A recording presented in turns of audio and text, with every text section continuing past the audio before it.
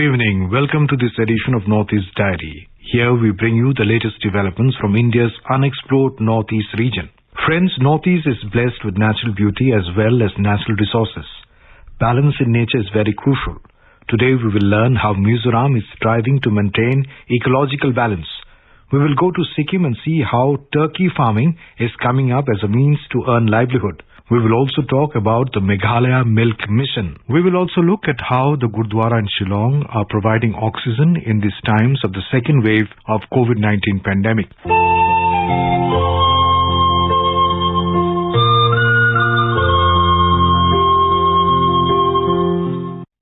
Mizoram is one of the top hotspots in biodiversity in the northeast India, including the country as well. The state is substantially rich in flora and fauna. However, with the age-old zoom or shifting cultivation still going on, added with poaching and illegal trade of wildlife, there is a significant erosion of biodiversity. Hopefully, a new movement has begun in the state to fight against the illegal poaching and for awareness to protect the ecological balance. On this, we have a report from a correspondent from Aizawl. The total geographical area of Mizoram is 21,081 square kilometers. According to the Forest Survey of India, the forest is endowed with rich varieties of flora and fauna, has presented a highly rich natural reserve to the people of the state. However, with the passage of time, many species of valuable flora has been extinct from this forest, and a number of wildlife have become endangered due to many reasons like shifting cultivation, poaching, and illegal trade. An organization known as the Biodiversity and Nature Conservation Network, BioCone, has started its ecological movement with the purpose of building a strong awareness level among the people living in the forest villages.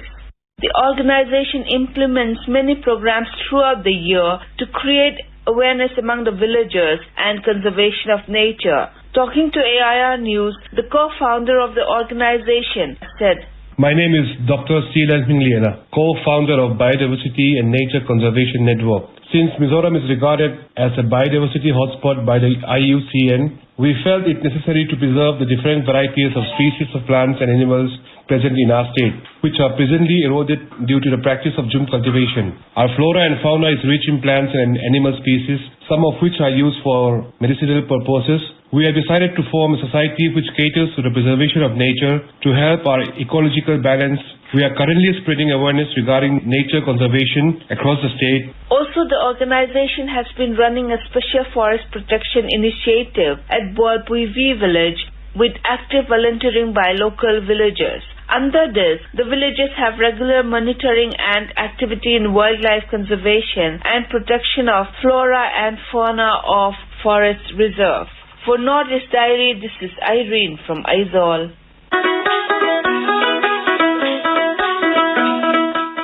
While Sikkim has been a leader in organic farming, the state government has recently adopted a holistic approach to promote the sector, including dairy and fowl and livestock rearing through various incentives and schemes. Turkey farming is one such evolving practice in the state. Our Sikkim correspondent Parijat Sharma gives us the details. Turkey farming, which has been gaining popularity in Sikkim recently, has found a few takers so far but has made a beginning. One of the state's first turkey farmers, Ajay Chetri, quit his job in the local hospitality industry to set up a turkey farm after exploring other farming options. He aspires to revolutionize farming in Sikkim and take the state's organic products to the global markets. The Gangtok-based farmer shares his motivation to start turkey farming, responds to this less explored business and ideas to make the practice organic. As you all know that Sikkim is land of opportunity and it's only organic state in India. Yes, I want to bring new revolution and new style of farming where we can export our goods to not only in India but outside the India. It's a vocal for local for now. I want to introduce our Sikkim organic product to the world. It's my dream where we can get value for money, where a farmer doesn't have to go in loss and experience such kind of like bird flu, etc., etc. The kind of farming I'm doing, this doesn't get any flu or turkey and Karaknan farming is very potential. It's profitable, it's sustainable, and it has a quality because it consume 70% of grass and 30% of feed, and medical value is immense. Right now there are so much of demand in India for Karaknat. It has got a high protein. Turkey and Karaknat is famous, and what's the benefit they have? They are low in cholesterol, they have low fat, high nutrition, boost immunity system, high amino acid, boost energy, protect eyesight, increase blood cell, treat asthma, high antioxidant, rich in iron, help in skin glow, prevent aging. There are so many help in tissue growth, repair damaged cell. Mr. Chetri plans to convert his turkey farm enterprise into a commercial business where he can produce the feed and chicks to supply it to local farmers, thereby avoiding import from other states. He also aspires to set up a research center where youth and farmers can be trained for organic farming benefits. With Saikat Sarkar, this is Parijat Sharma for Northeast Diary from AIR News Sikkim.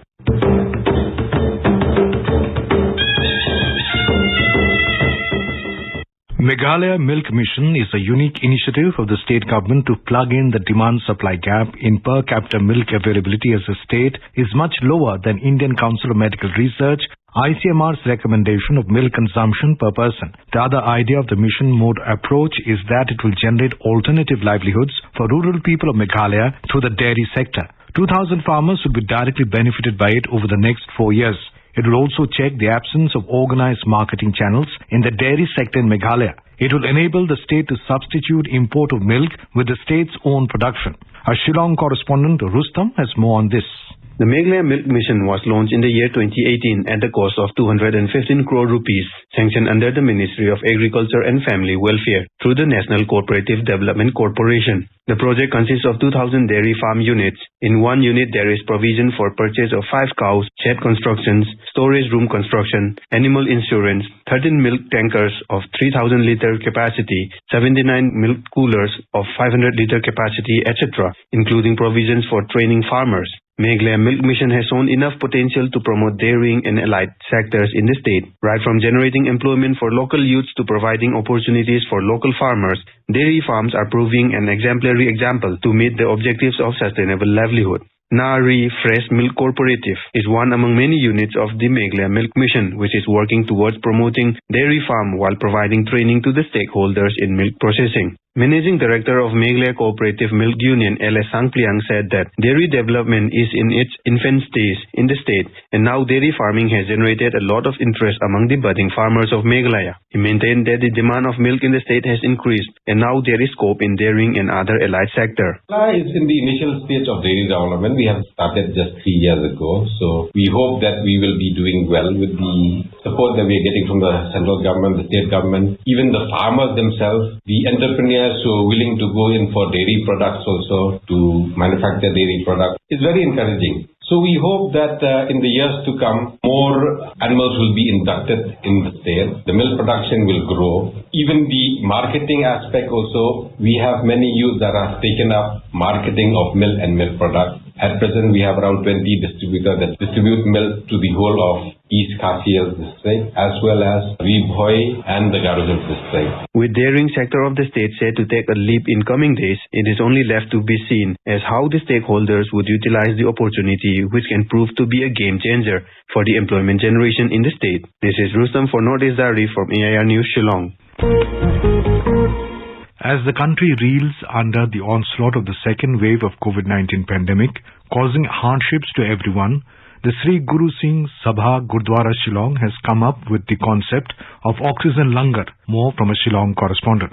The Sikh community of Shillong is winning hearts by setting up an oxygen langar for the benefit of COVID-19 patients. Set up at Sri Guru Singh Sabha Gurudwara, Shillong, the oxygen langar will provide oxygen to people from all communities if the situation deteriorates in the capital city, according to the Gurudwara. As oxygen has become priceless during these difficult times of the pandemic in other parts of the country, and a number of COVID-19 patients are dying on a daily basis due to lack of oxygen, the initiative could prove to be helpful to many. Dr. Kamaljit Singh Sahdev, General Secretary of the Sri Guru Singh Sabha, Shillong, said that the community hit upon the idea of the oxygen langar after reading reports about the crisis of oxygen in several states of the country. Both government and private hospitals in Shillong have enough oxygen, but you never know what happens tomorrow. If they face any shortage, we can help those who are in need of oxygen, he said. Actually, we came up with this idea looking at the general scenario in the city and most over in the entire country, where there's such a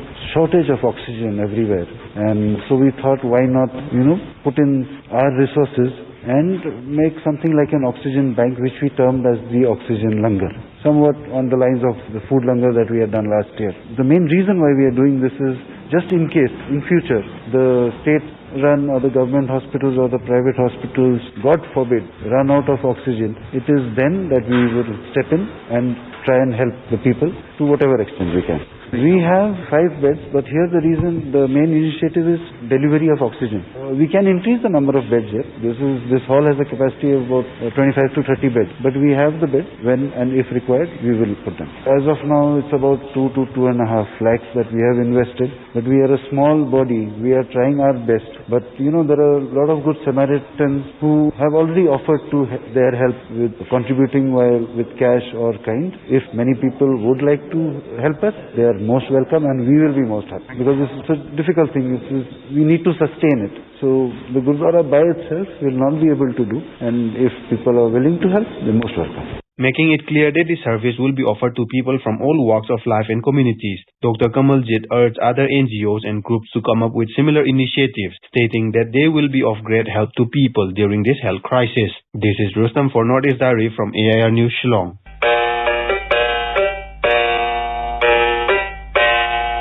In yet another feat, Kohima has made it to the top 25 cities in the Nurturing Neighborhoods Challenge cohort, a 3 years initiative aimed at supporting early childhood-friendly neighborhoods under the government's Smart Cities Mission.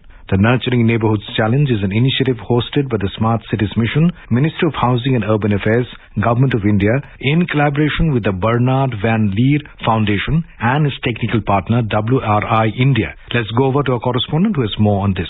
In Kohima, 5 pilot project location has been earmarked for the Nurturing Neighborhoods Challenge, 2 projects at Forest Colony, 2 at Empty Garage New Reserve, and 1 project in High School Highland Park. Kohima was selected alongside Agartala, Bengaluru, Coimbatore, Dharamshala, Erode, Hubali, Dharwad, Hyderabad, Indore, Jabalpur, Kakinada, Kochi, Kota, Nagpur, Rajkot, Ranchi, Rohtak, Rourkela, Salem, Surat, Tiruvananthapuram, Tirupur, Ujjain, Vadodara, and Warangal. The Nurturing Neighborhoods Challenge will enable Indian cities to adopt an early childhood lens in designing neighborhood-level improvements that promote the health and well-being of young children and their caregivers. Over the next 6 months, the cohort will receive technical assistance, capacity building, and scale-up support to experiment and implement trials and pilots in order to demonstrate early wins, citizens' participation, and build consensus around their proposals.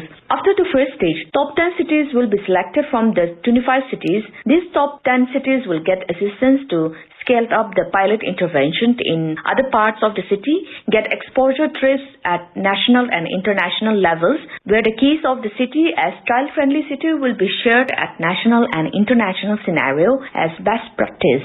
The Nurturing Neighborhoods Challenge was launched on November 4, 2020, inviting the participation from all smart cities, capitals of states and union territories, and other cities with a population of above 5 lakhs. During the 3-month application period, over 100 cities were engaged through remote or in-person discussion and online capacity building workshops under the Nurturing Neighborhoods Challenge. This is Afanyo from AIR News Kohima for Northeast Highway.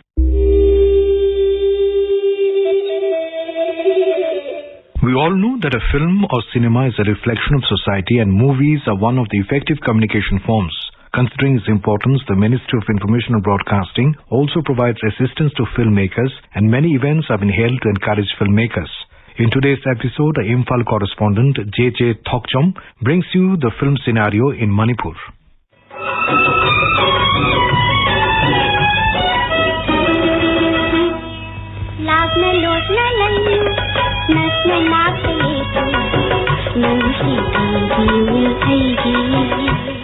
The history of Manipuri cinema started with the first Manipuri film Matamgi Manipur by Dev Kumar Bose, which was released on April 1972. The film also bagged the President's Silver Medal for Best Regional Film in Manipuri in the 20th National Film Awards. Since then, the legacy of Manipuri cinema has seen many ups and downs. However, situation has changed and Manipur has created a golden chapter in the history of Indian regional cinema.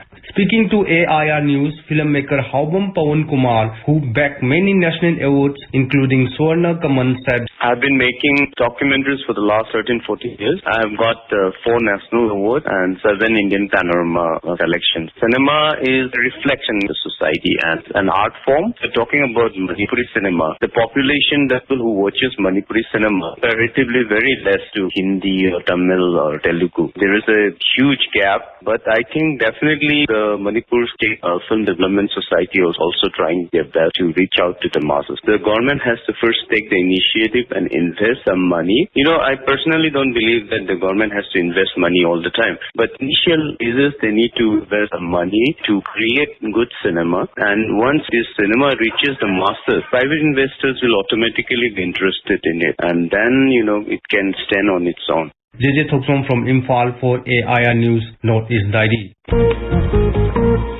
Today we will share a very encouraging story from the Ukhrul district of Manipur, where a community collected nearly an amount of 10 lakh rupees through crowdfunding and utilized the amount in purchasing the oxygen concentrator machines for COVID-19 patients. More from our Imphal correspondent JJ Thokchom. In Manipur, the Tangkhul community of Ukhrul district was able to collect around 10 lakh rupees through crowdfunding and purchase oxygen concentrator machines to be used by COVID-19 patients. This crowdfunding was open for 3 days and just concluded. Mr. Tenishon Faire and his friends initiated the crowdfunding through social media platform after realizing that there are only 4 oxygen concentrator machines in Ukhrul District Hospital and another 4 at COVID Care Center, which is not enough to help the surging number of COVID-19 patients in his district. Within the 24 hours of the crowdfunding, many donated to the pool and the funds have been provided to District Hospital Authority to buy additional machines. Speaking to AIR News, Mr. Tenishon Faide said that the oxygen concentrator machines are very necessary for the COVID-19 patients, especially children and those who are above 60 years of age. The machines that the district hospital has installed are not sufficient compared to the surging number of COVID-19 patients in Ukhrul district. Whatever amount collected through crowdfunding would be utilized on buying more machines, which will be given to the remote health centers in Ukhrul district, he said. The whole district has only 8 oxygen concentrator machines, and due to increase in the COVID cases, use of oxygen increased rapidly, and then the hospital staff refilling it from Imphal for after every 3 days. The citizens of the country have realized that the fight against COVID-19 is not only for the government, but needs to lend hand to the authorities to defeat the pandemic collectively. JJ Thoksom for AIR News, Northeast Diary from Imphal.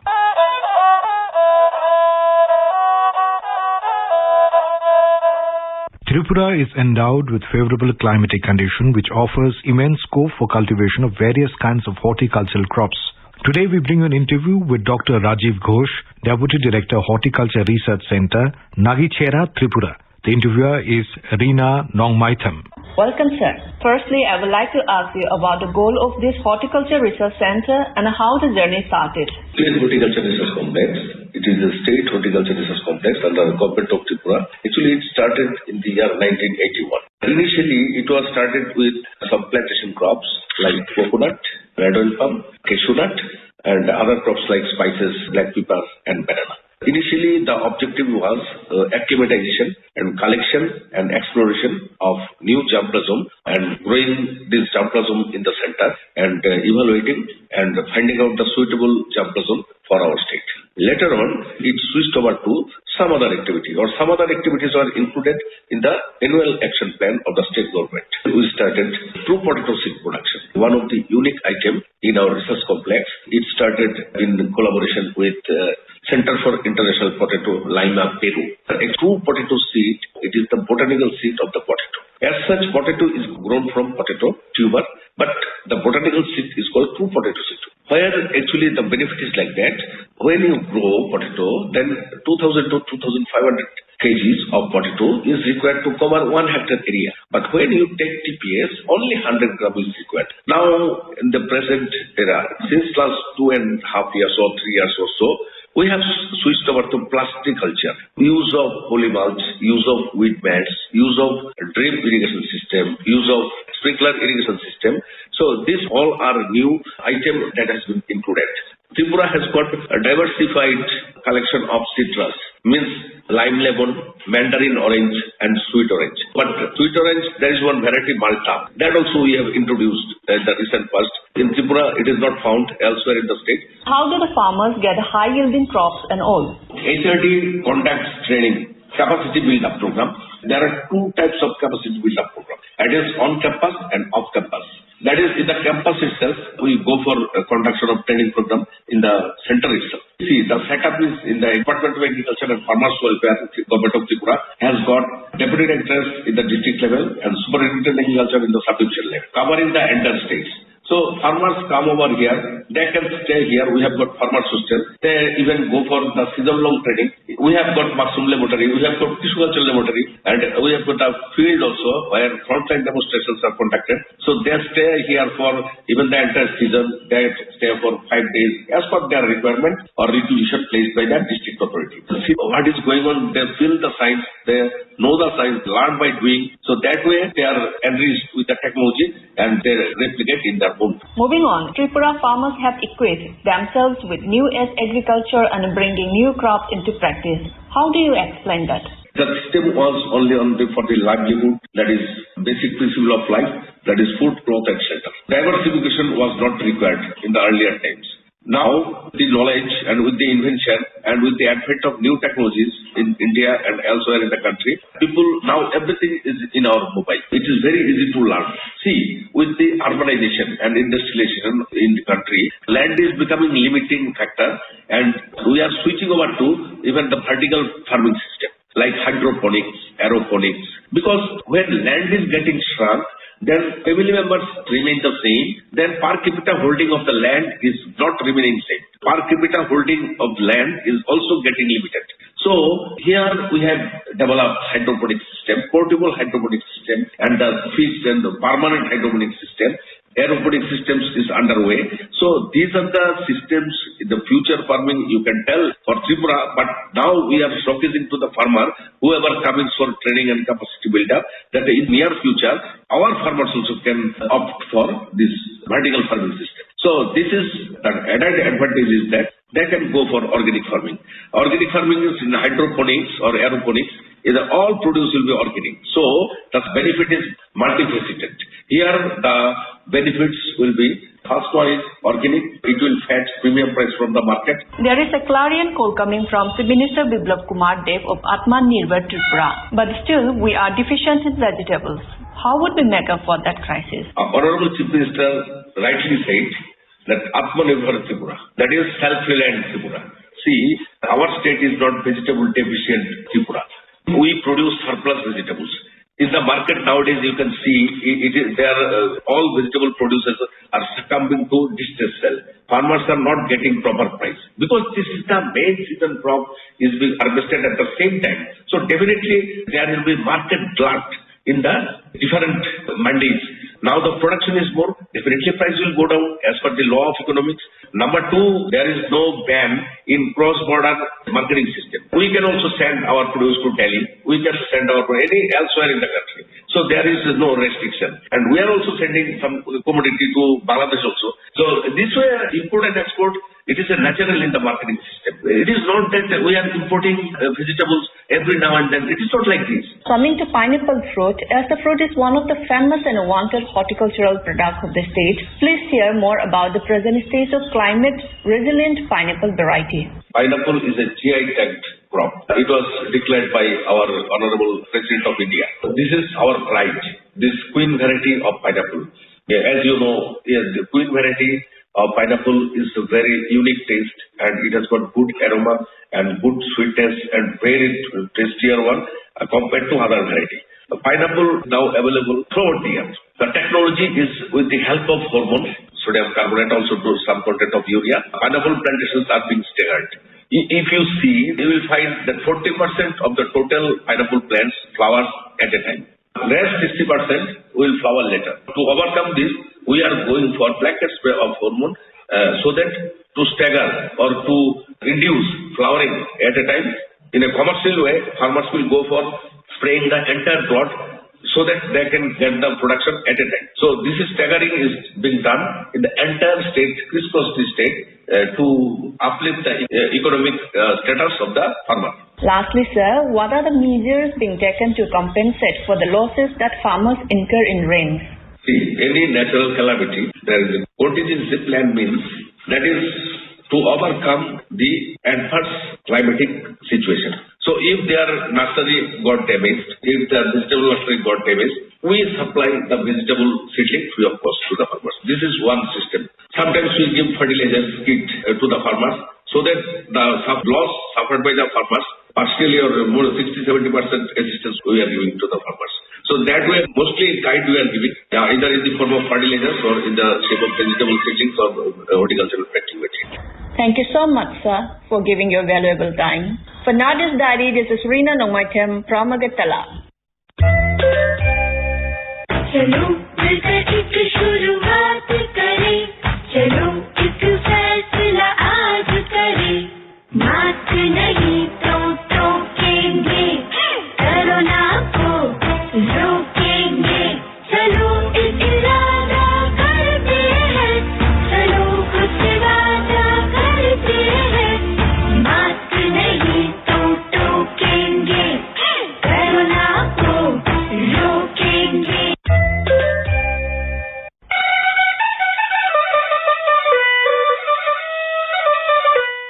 In a heritage section today, our Debrigo correspondent Pranav Kumar Nath talks about the newly constructed district museum.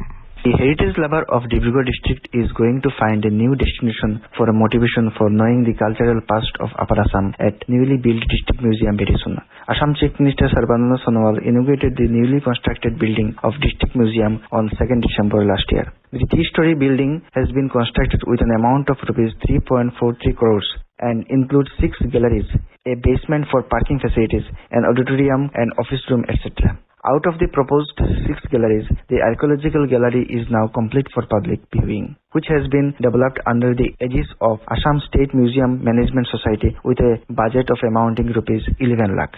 Speaking with the official, it is known that though the visitors coming presently in less number, it will attract visitors in large number very soon when a total of about 500 archaeological and other items will be displayed completely. The district museum at Debrigo was established on March 16, 1987 and earlier it was functioning from the district library building and now its new address is in his new building situated behind the district library building. The museum items are being shifted from old place to new place with utmost care and displaying setup in galleries is still on process.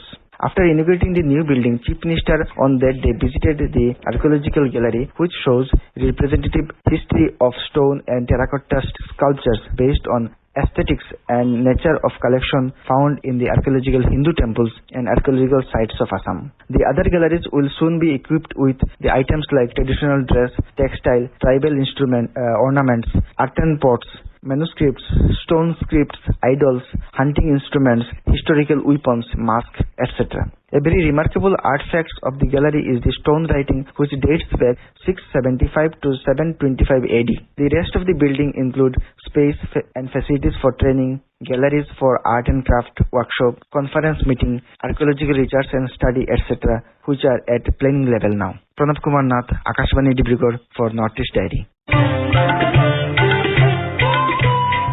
3 steps to stay protected and stay safe from COVID-19. Wear face mask, 2 gaz ki duri to maintain social distancing, maintain hand and face hygiene. And now here's some interesting facts about the Northeast. Arunachal Pradesh has a forest cover of over 82%. Tawang Monastery is the largest monastery in India and it is over 400 years old. With that, we have come to the end of this edition of Northeast Diary. Do join us next week to hear more stories from this enchanting part of India. Bye-bye.